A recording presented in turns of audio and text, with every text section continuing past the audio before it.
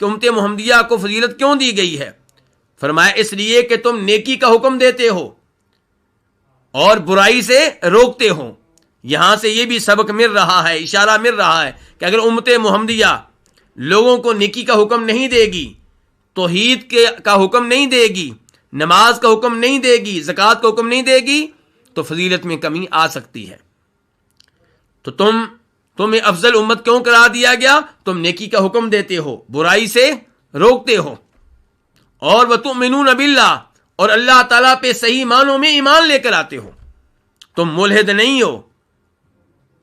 وَلَوْ آمَنَ أَهْلُ الْكِتَابِ لَكَانَ خَيْرًا لَهُمْ، اور اگر بنی اسرائیل یہودی اور عیسائی بھی ایمان لے آئیں تو ان کے لیے بہتر ہوگا۔ اس ایسے پتہ چلا امت محمدیہ کو اہل کتاب پہ فضیلت حاصل ہے۔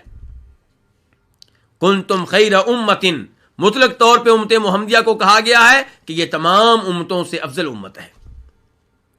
دوسرے نمبر پہ بخاری شریف کی حدیث ہے، نبی علیہ الصلوۃ والسلام فرماتے ہیں خیر الناس قرنی، تمام لوگوں میں افضل لوگ کون ہیں؟ قرنی، میرے زمانے کے لوگ، صحابہ کرام۔ اور یہ نہیں آپ نے کہا کہ میری امت میں سے، فرمایا خیر الناس، تمام لوگوں میں سے افضل کون ہے؟ قرنی، میرے زمانے کے لوگ۔ ثم الذین یلونہم، ان کے بعد کن کا نمبر آتا ہے؟ جو میرے صحابہ کے بعد آئیں گے۔ ان کے بعد کن کا نمبر آتا ہے؟ جو تابعین کے بعد آئیں گے۔ تو اس حدیث سے بھی پتا چلا کہ امت محمدیہ سب سے افضل امت ہے۔ اور نبی علیہ الصلوۃ والسلام ایک حدیث میں ارشاد فرماتے ہیں، جسے امام ابن ماجہ وغیرہ روایت کرتے ہیں، اور حدیث کی سند بالکل ٹھیک ہے، کہ آپ نے ارشاد فرمایا اپنی امت کو مخاطب کر کے کہ تم لوگوں نے 70 کے عدد کو پورا کر دیا ہے، تمہارے ساتھ 70 امتوں کا عدد پورا ہو گیا، یعنی کہ ٹوٹل امتیں 70 ہیں، اور 70 مکمل ہوئی ہیں تمہارے ساتھ۔ پہلے کتنی تھیں؟ 69۔ فرمایا انتم خیروہا، ان 70 امتوں میں سب سے افضل امت کون ہے؟ تم ہو۔ تو کیا پتا چلا ان آیات سے، ان نصوص سے، ان احادیث سے کہ افضل ترین امت بنی اسرائیل ہیں کہ امت محمدیہ؟ امت محمدیہ۔ تو پھر العالمین وانی فضلتکم العالمین کا مطلب کیا ہوگا؟ پھر اس کا ایک مطلب وہی ہے جو پہلے بتا چکا ہوں۔ ایک مطلب کیا؟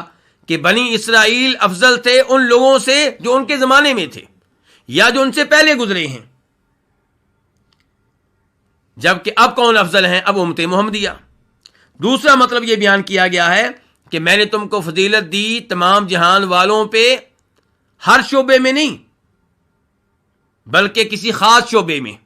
یہ قول امام ابن کثیر رحمہ اللہ اپنی تفسیر میں ذکر کرتے ہیں فخر الدین رازی کے حوالے سے، لیکن پھر اس کے اوپر وہ مطمئن نہیں ہوتے، یعنی کہ امام ابن کثیر، اور کہتے ہیں کہ یہ قول جو ہے یعنی کہ قابل غور ہے، یعنی کہ اس قابل نہیں ہے کہ آپ اس کے اوپر مطمئن ہوں اور اس کو قبول کر لیں اور لے لیں۔ لیکن یہ بھی قول کہا گیا ہے، یعنی کہ میں نے تم کو فضیلت دی ہے بنی اسرائیل تمام جہان والوں پہ قیامت تک، لیکن ہر شعبے میں نہیں، ہر فیلڈ میں نہیں، کسی خاص شعبے میں۔ مثال کے طور پہ انبیاء کی کثرت کے لحاظ سے علیہم الصلوۃ والسلام بنی اسرائیل باقی لوگوں سے بہتر ہیں۔ امت محمدیہ کے پاس ایک نبی ہیں، اگرچہ وہ تمام نبیوں سے افضل ہیں، لیکن بنی اسرائیل کے پاس کثرت کے لحاظ سے نبیوں کی بہت زیادہ تعداد ہے، تو کسی ایک شعبے میں وہ افضل ہو سکتے ہیں۔ لیکن وہ قول جس کے اوپر دل مطمئن ہوتا ہے وہ پہلا قول ہے، اور وہ کیا؟ کہ بنی اسرائیل ان کو مکمل طور پہ فضیلت ملی، لیکن ان جہانوں پہ، ان لوگوں پہ جو ان کے زمانے میں تھے یا ان کے زمانے سے پہلے گزرے تھے۔ اللہ رب العزت نے ان کو فضیلت کیوں دی؟ کیونکہ اپنے زمانے میں وہ اللہ کے نیک بندے تھے، اپنے زمانے میں متقی اور پرہیزگار تھے، اگرچہ ان میں برے لوگ بھی تھے، اگرچہ انہوں نے بہت سے جرائم کا ارتکاب کیا، اگرچہ انہوں نے اللہ کی بہت سی نافرمانیاں کی، اگرچہ انہوں نے نبیوں کو تنگ کیا، لیکن بہرحال اس سب کے باوجود ان میں متقی لوگ بھی تھے۔ اور پھر یہ بھی ہے کہ ان کو فضیلت دی گئی، لیکن کیا انہوں نے اس فضیلت کو برقرار رہنے دیا؟ یہ ایک الگ مسئلہ ہے۔ اللہ رب العزت ان کا انجام ہمارے سامنے یوں رکھتے ہیں کہ وَضُرِبَتْ عَلَيْهِمُ الذِّلَّةُ وَالْمَسْكَنَةُ، وباؤوا بغضب من اللہ ذلك بأنهم كانوا يكفرون بآیات اللہ ويقتلون النبیین بغیر الحق،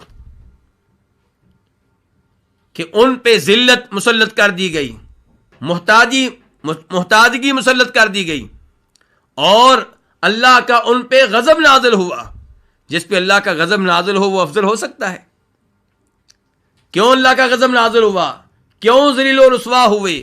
کیوں ذلت ان پہ مسلط کر دی گئی؟ فرمایا اس لیے کہ ہماری آیتوں کے ساتھ کفر کرتے تھے اور نبیوں کو ناحق قتل کرتے رہے۔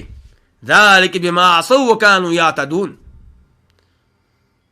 تو اس لیے بنی اسرائیل کو فضیلت دی گئی جب تک وہ اللہ کے نیک بندے تھے، متقی و پرہیزگار تھے۔ جب کثرت کے ساتھ انہوں نے گناہ کیے، نبیوں کو قتل کیا، اللہ کی آیتوں کے ساتھ کفر کیا، تو پھر ان کی حالت تبدیل ہو گئی، پھر عزت ذلت میں تبدیل ہو گئی، پھر وہ اللہ کے محبوب بندوں کی بجائے اللہ کے مغضوب علیہم بنے، وہ لوگ بنے جن پہ اللہ کا غضب نازل ہوا۔